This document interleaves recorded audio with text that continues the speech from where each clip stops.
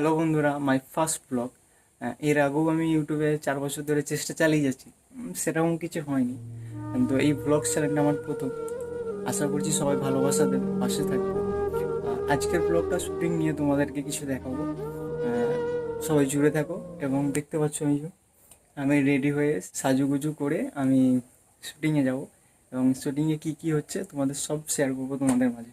তো জুড়ে থাকো এবং দেখতে থাকো। আর এই চ্যানেলে হচ্ছে 2 দিন ছাড়া ছাড়াই ব্লগস দেখতে পাবে। ভালোবাসা দিও।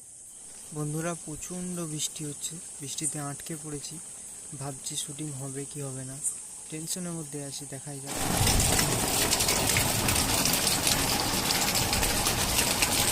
সব ভিজে গেছি, এবার কোথায় যাবো? লোকেশনটা বহুত দূর, আর 4 দিন ধরে মানে লোকেশনে পৌঁছাতে হচ্ছে না।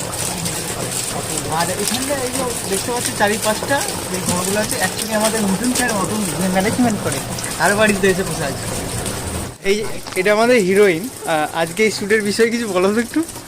কি বলবো, বৃষ্টিতে একদম কি আমি ভাবলাম যে হবে না। হবে না, সবারই এই সেম বিষয়। আমরাও ভাবছি হবে না, হিরোইনও ভাবছে হবে না। এদিকে অপু তো টেনশনে পড়ে গেছে ছাতা নিয়ে, বলছি হবে কি হবে না। আমার থেকে বেশি টেনশন ও করছে, কেন ক্যামেরাটাও করবে। আমি তো অ্যাস করবো। হলো না, হলো না, আজ তো শুট হলো না। এছাড়া উপায় কিচ্ছু নাই গাইজ। এখানে পাখা চলছে, এটা অতনত বাড়ি, এটা কম্পিউটারের সেটা।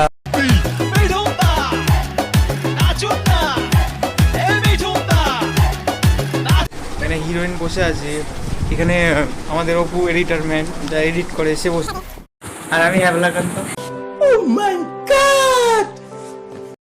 গাইজ, অপুদা এখান থেকে বোঝাচ্ছে যে কোন স্পটে কিভাবে নেবে।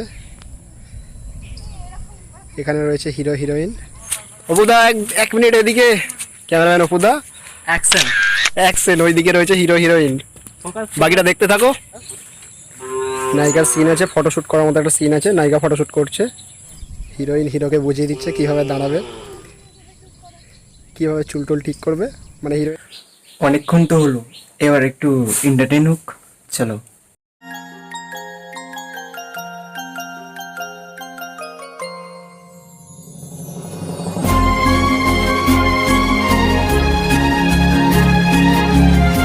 শ্যুট করতে করতে প্রায় সন্ধ্যা হয়ে গেছে। আমি বাইক চালাচ্ছি, পেছনে অপু বসে আছে। সাইডে রাখলাম। এখন আমাদের ফুচকা খেতে ইচ্ছা করছে, তাই গাড়িটা সাইড করে রাস্তাটা পের হব। ওই সাইডে রাস্তার ওপিটে ফুচকা আছে, দেখে শুনে পের হতে হবে, নাহলে গাড়ি ঘোড়া যায়। জিজ্ঞাসা করলাম, কাকু ফুচকা আছে? কাকু বললো না না নেই। এবার অন্য জায়গায় কোনো ফুচকা স্টল আছে নাকি খুঁজছি, একটু আগে দিয়ে যাচ্ছি অপু আর আমি। অপু বললো আগে ফুচকা স্টল আছে, তাই অপুর কথা শুনে যাচ্ছি। এই পাশে দেখো মিষ্টির দোকান, অনেক মিষ্টি আছে। সামনে একটা ফুচকা স্টল দেখা যাচ্ছে। অপু বললো না না, ভিড় আছে, পাশেরটাই চল। তাই পাশের ফুচকা স্টলটায় যাচ্ছি, কারণ কাকু হচ্ছে স্পেশাল ফুচকা বানায়, লেখাই আছে দেখো স্পেশাল ফুচকা পাওয়া যায়।